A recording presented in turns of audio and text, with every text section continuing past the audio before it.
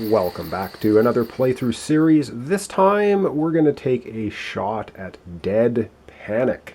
It's put out by Fireside Games, the makers, of course, of Castle Panic, and they tie the games together by using Panic at the end, so you know it's in the same series. It plays somewhat similar to Castle Panic, which I did here on the channel a while ago, but there's lots of differences as well.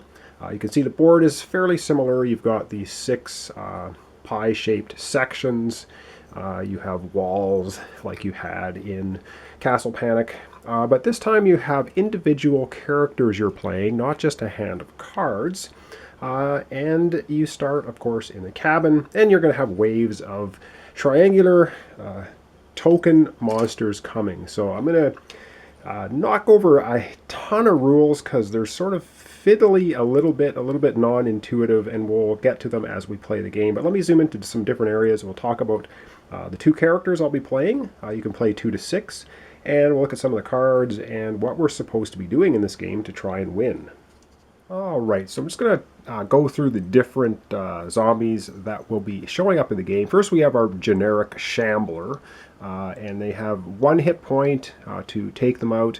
And you'll see a number here in the sort of upper right hand corner. We're going to be rolling 2 dice when we fight them, or if we shoot them with a weapon, there is no dice rolling. This is just melee combat, and that's the number on 2 dice we have to meet or exceed to win the battle with them. So Shamblers are just your typical walker zombies. We have Creepers that only move if you roll a die, and you have to roll a 4, 5, or 6 to have Creepers move. They just are easy to hit with 6. Then we have Sprinters. They move 2 spaces in 1 shot. They have 2 hit points. We have Brawlers, which win on ties. Usually if it's a tie, nothing happens. These guys win on ties when you're rolling 2 dice. You have to roll an 8 to take them out. Of course, we have Brutes, and they have 3 hit points. They destroy walls with 1 shot, and they are a 9. And what we're looking for is there are 3 survivors in the game. They come out and they have 1 of the 3 radio pieces, and we want to collect these, put them together so we can call the rescue van and get out of here. It's sort of the objective of the game. Now, survivors, when they die, of course, if they're taken out on the way, they'll drop a radio piece and they will turn into a zombie, which is effectively a shambler. So those are the tokens that we're going to find in the handy-dandy bag that I use for most of these games. Then we have cabin cards. These are things we're going to find inside the cabin when we search. And there are weapons and special, special ability cards. And if this deck ever runs out, that's all there is in the cabin.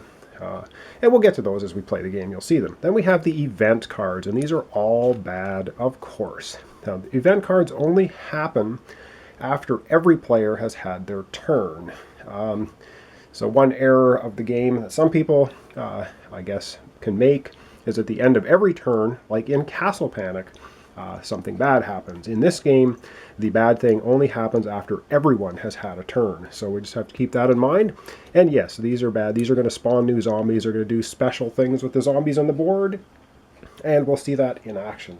All right, let's take a look at the 2 characters we'll be playing, David and Julie, and go over their special abilities and a little bit about how they work. Alright, so these are the 2 characters I'll be using for the playthrough. I'm not sure how balanced the game is because it plays between 2 and 6 players. If you're playing with 6, there's going to be a lot more actions before the horrible event card comes up. With 2 players, of course, you're only going to get 2 characters doing their actions before every event comes up. And event cards are somewhat triggered towards how many players there are, but a lot of them are just spawned this many zombies and that's it.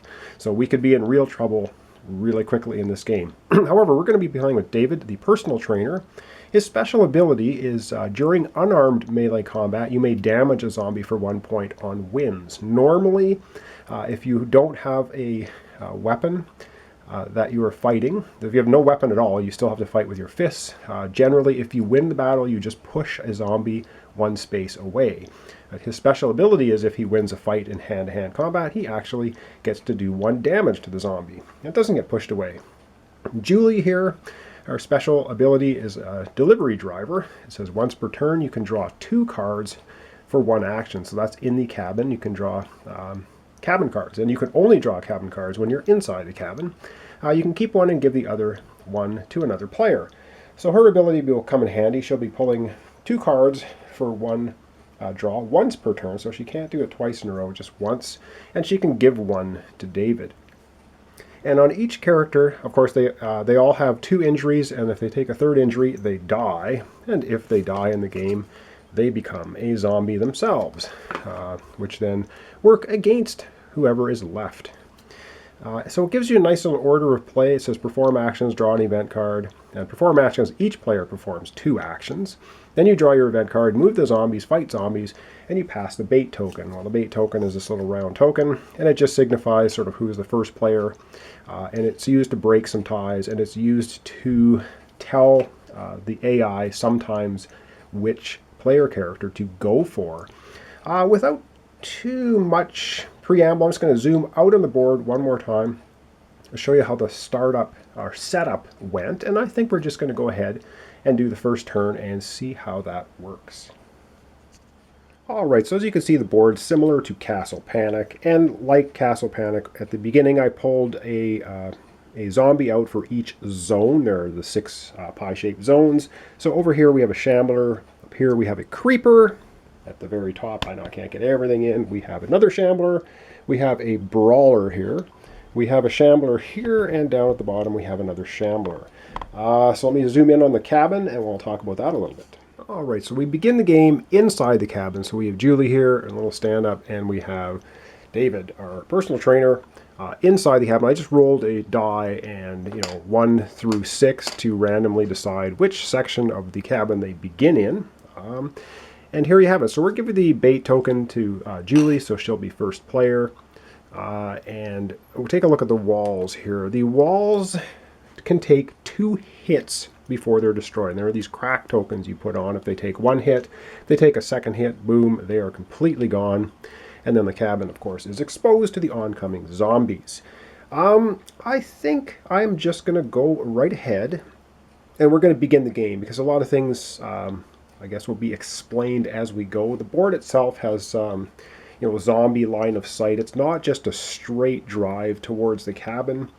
Like Castle Panic was, they had fairly simplistic movement for the units. In this game, they're a little bit more complicated, but not overly so. But there, like I said, there's a few sort of non-intuitive mechanisms in the game. If it is a player character's turn and they shoot a gun, it costs an action. If it's the zombies attacking them and they fire their gun, it does not cost an action. So there's sort of stuff like that goes on. But anyway, let's just get into it. We're going to zoom down on Julie's character, and she's going to begin with, she gets to perform 2 actions. So let's just go ahead and do turn 1, and we'll show you how that works. Alright, so we're going to begin with Julie. I forgot she should have the bait token, which I forgot to place by her. So she's first player. So the first thing she's going to use is her special ability, which is to draw 2 cards for 1 action, and she gets to keep 1 and give 1 away. And she can only do that once on her turn, so she's going to do that right now. So she draws 2 cabin cards, and ooh, she finds a rifle. Damage on zombie for 1 point. Rotate to the next lower side. After all shots are fired, you flip it over and use it as a club. So how guns work is it has 2 bullets basically, and when you fire 1 bullet, it moves this way. When you fire the next bullet, it's used up, and you flip it over as a club. So she can either keep that or give it to David. She also finds grip tape, and it gives you a +1 on die roll for melee weapons. It says, for an action, place on one of your melee weapons, +1 to melee rolls. Discard this card if melee weapon is lost. I think she's going to, actually, she's going to give the grip tape to David. And she's going to keep the rifle. And now she has 1 more action, so she's just going to do another search, because we need to gear up. So she gets another cabin card, and oh man, come off it. She gets basically attacked by zombies. As a zombie appears as you search the cabin, immediately draw a zombie and place it in the same space as you. Discard this card and draw another. It says if Julie uses this, her special ability, she can give this card to another player. Well, she didn't use it as her special ability. This is her 2nd action. But it does say place a zombie in your space and draw another card. So let's keep that in mind. She's going to draw another card, and the other card is she picks up a crowbar. And this says you may re-roll once during each melee combat. Damage one zombie for 1 point when melee combat is 1. So she has a crowbar and she has a rifle. However, she has a zombie in her face and she'll have to fight him immediately. So let's go to the cabin and we're going to draw a token out of the bag and see what she gets. Alright, so a zombie appears and we're going to randomly pull one out of the bag, and what do we find? Well, I pulled out a survivor. I believe that's a legitimate pull. So basically a survivor. I guess he was hiding under the sink or something in the kitchen. That's really cool. So we're off to a pretty good start. She's not going to have to fight the survivor because you don't fight survivors. They're on our side. He's made it inside the cabin, and he immediately drops a radio piece when he gets inside the cabin. I guess he was hiding under the sink, like I said, popped out and dropped the radio piece. So that's Julie's 2 actions. Now we're going to go over to David for his 2 actions. All right, so David up here in the cabin, his first action, he's going to draw a cabin card because, and he's rifling through the bedroom, and I guess in the drawer he finds a pistol. It has 3 shots, range of 2. So damage a zombie for 1 point, rotate to the next lowest. After all shots are fired, it becomes a club. So he has grip tape and a pistol, and yes, for his next action, he is going to do it again. Oh wow, this bedroom is stocked full of weapons. He finds an AK-47. This is a special weapon. It basically distributes up to 4 points of damage among as many zombies in range as you choose. It has a range of 4. It has a range of 3, and it will do 4 total damage. After use, flip over, uses a club. So it's a one-use item. Any zombies within 3 spaces, you do a total number of 4 points of damage to all of them, and then this gets flipped over as a club. So that is very cool. He's an AK-47, he has a pistol, and he has some grip tape. Good stuff. All right.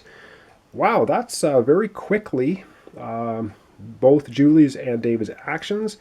And next up in order, we need to draw the dreaded event card. So I'm going to zoom out and we're going to do that. All right, so let's see which horrible event befalls our 2 survivors, and we get enraged. And we see a little die symbol up here. That's how many zombies are going to show up. It says all zombies add +1 to their fight number during the fight zombies phase of the round. Well, that's good because I don't think we're going to be fighting any zombies this round, so it's a good time for this card to come out.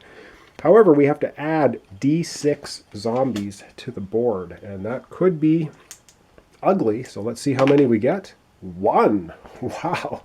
We are starting off very well. And if we get really lucky, it'll be a survivor. I randomly reach in the bag, and nope, it's a shambler. And where is the shambler going to show up? He's going to show up in section 2, which is right at the top of the board. Boom. We have another shambler. So wow, so far, so good. We're lucking out here.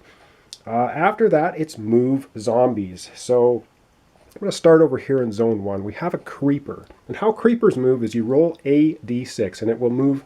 This is for all creepers on the board. So if there were 2 creepers, this 1 die roll does them all. So if it's a 4, 5, 6, which it is, the creeper moves. So the creeper is going to move 1 space. And we go up to the top in zone 2. The 2 shamblers move. The brawler moves 1 space. And we go down here. And I should say survivors move first. And I don't believe he moves anywhere. He's now inside the cabin, safe. And so he's just going to sit there. But they do move first. I should mention that. So zone 4, the shambler moves. Zone 5, this shambler moves. And zone 6, this shambler moves. All right. And now we're into the fight zombies phase. Well, no zombies are with our survivors or this survivor or our heroes, I guess we'll call them. So there will be no fighting of zombies this turn. And very quickly, then the bait token passes to the player. I believe it's on the left, but it doesn't matter. We're only playing with 2, so it's just going to pass from Julie over to David. And that is going to end turn 1. We've had really good luck. And unless I play this card incorrectly. It says a zombie appears as you search a cat. Immediately draw one zombie and place it in the same space. Yeah, see, that's rules lawyery stuff. It's possible that if you draw a survivor, which is a token from the bag, he's not technically a zombie. I'm going to let it slide. I mean, it's going to be tough enough with just 2 players to try to defeat this game anyway. So it's possible that the rule of law means that grr card, you must draw a zombie, not a survivor. But hey, my game, I'm going to use that rule. All right, thanks for watching. Thanks for subscribing. Thanks for liking my videos if you do. Join me next time. I'm going to be doing 2 turns of video. I believe we can get through that pretty quickly. So next time will be turn 2 and turn 3. All right, thanks so much for watching, and join me next time for the continuation of Dead Panic.